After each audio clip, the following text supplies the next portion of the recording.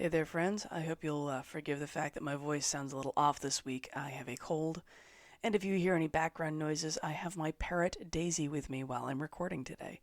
She has a lot of opinions, and you might hear them in the background. This week, we are talking about giving yourself grace because I have a friend who is deeply frustrated with themselves for not writing more, and I encounter this regularly, so I wanted to address it in a podcast to all of you because I feel like we all experience this time to time. The conversation started with, "I'm so mad at myself that I can't write." And rather than heaping writing advice on him, which is the usual method of addressing that, I started asking him questions.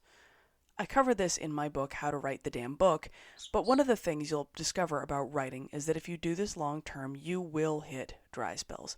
Creativity isn't on tap all the time. Sometimes you will run ragged and have nothing in the tank. Either that or you will hit something that throws you and makes you reassess your entire relationship with your writing, and that will also mess you up. So why does creative block happen? Well, whatever your personal struggle is, the reality is that we're not faucets connected to city water, always running and pretty much under any circumstances except the most extreme disruptions. Creatives are more like creeks in the mountains. In seasons when there's no rain, sometimes all we've got is a trickle. Hell, sometimes we dry out entirely and have to wait for wetter months. In other times, our creativity feels more like a flash flood threatening to wash us away when we have no control over it and just have to ride the wave. That said, you know what the thing is about the different levels of water in our creative creeks? It's related directly to our environment. It's not the creek's fault that there's no rain or that it's in a drought. There just isn't any water to be had, so of course it's dry. That said, just because it's dry now doesn't mean it'll be dry forever. The creek bed is still there, waiting for the rain. When people come to me as their coach, talking about how they just can't write, my first questions are never about their writing routine or their software. It's always about their life. Are they going through something in their personal life that's taking all of their emotional energy? Are they working too many hours to make ends meet? Are they dealing with a life event that's causing them to face some really heavy emotions? Is their mental health poor? All of these things are directly related to the ability to write. As a writing coach, my priority is to address their situation holistically. I'm not a therapist and I don't play one, but if somebody's having mental health challenges, then they need to work on those first. They've got to put their energy into healing from whatever they're hurting from. If they're working so many hours they can't catch their breath, then take some time and wait until they have a little more space in the world. Creative block isn't a whole disease, it's a symptom, kind of like a fever. While you can certainly treat a fever, if you don't address the thing that caused the fever's just going to come back, and it might come back worse. Creative block is exactly the same. That means that in order to fix it, we have to address the root cause of why these creeks are running dry to begin with. It might be outside forces we can't control, and if that's the case, maybe we can do something like reframe our relationship with the outside thing. If it's a mental health issue, we can treat our mental health. If it's a physical health issue like brain fog caused by chronic migraines, then you treat the physical health issue as best you can. Whatever your circumstance is, find the things that are taking your energy and assess them.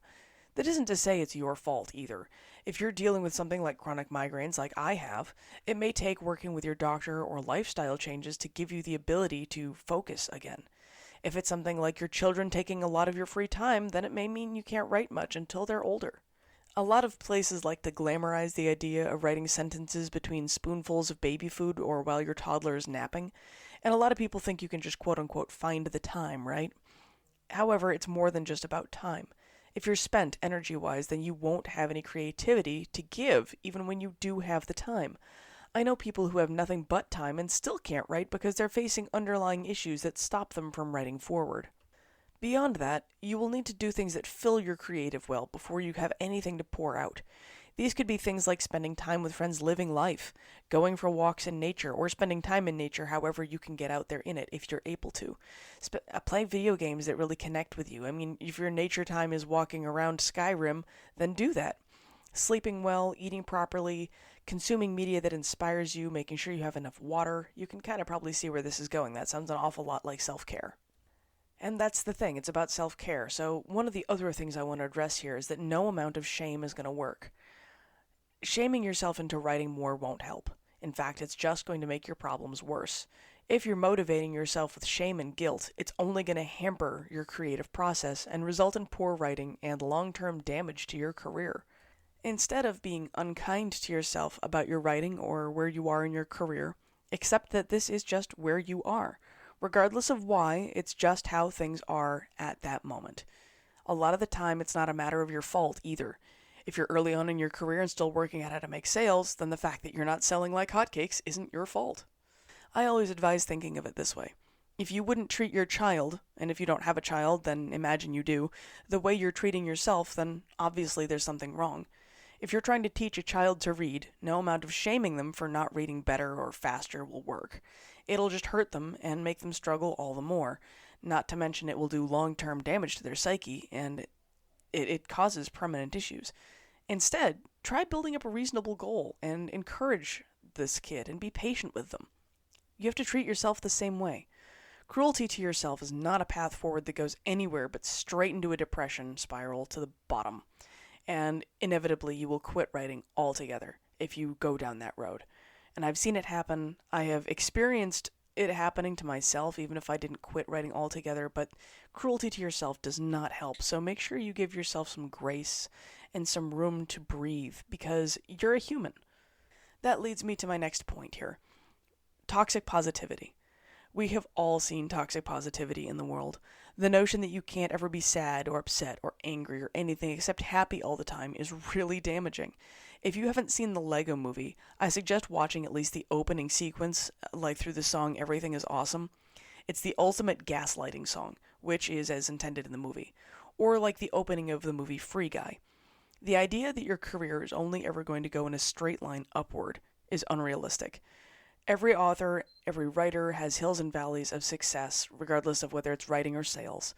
Everybody has time when they have no creative energy and they struggle. Everybody has times when their books aren't selling well and it's a rough financial situation. Your experience of being frustrated or sad or angry or anything else, all of it's real and valid, and you aren't alone in feeling that way. Regardless of what you see on social media, even authors who are further ahead than you are experience these same things. I'm a very small author in terms of book sales. I regularly talk to authors and work with authors who are not small in terms of book sales, and they experience the same feeling of anxiety, of frustration, of fear. They worry their books aren't good enough, even if they have an audience of rabid fans. They worry that their sales aren't high enough. All of these things. These concerns are universal, for better or worse. You are definitely going to experience them, but you're not alone in experiencing them. Even authors who have been doing this for a very long time are not immune to creative block stemming from the very same things that newbie authors are feeling. Real life issues, stress, exhaustion, sickness, family demands, work pressure, etc.